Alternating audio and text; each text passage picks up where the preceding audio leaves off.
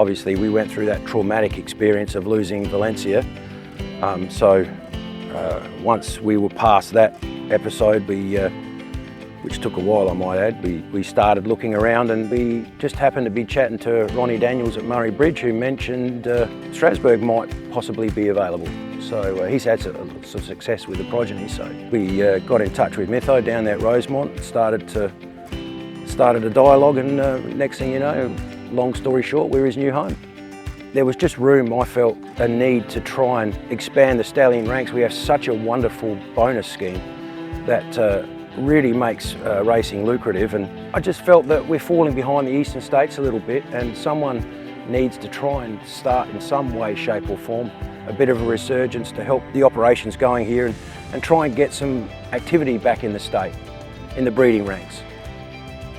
We wanted to tick a lot of boxes when we were looking, and there's so many positives in Strasbourg. He's a young stallion, which to me gives a bit of confidence in breeders that there's longevity there. He's going to be around for a while. He only served a few years before he's come here, so those progeny are starting to win races. He gets winners week in, week out. So not only in New South Wales and Victoria, but he's really making his mark in South Australia, which for us was a great springboard, if you like. That the stallion is known here. He gets winners here, so trainers, breeders, owners, they're all aware of him, and that gave us a wonderful foundation to start him off. He's not an unknown here. So the likes of Colmar for Ronnie Daniels, his first group winner, that sort of tells us that he was well covered, he was well received and supported in his early years. So those horses are now starting to hit their straps and win races. So his presence is out there, it's being felt. So that was a big thing for us, not bringing here an unknown or perhaps an older stallion at the end of his career. It's exciting to think that possibly he could just be at the beginning. We're trying our best to make people aware that he is here now. That's part of our ongoing plan. It was with Valencia and it continues to be with Strasbourg, that he's a lot more accessible now to South Australian breeders, being based here. His results are speaking for themselves.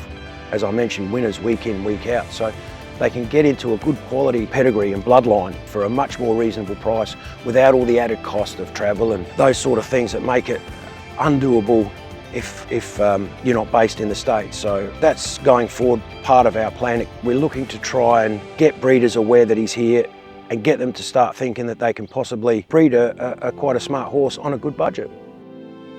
We'd actually love to see that clients of ours would possibly down the track get that success. That would be the thrill.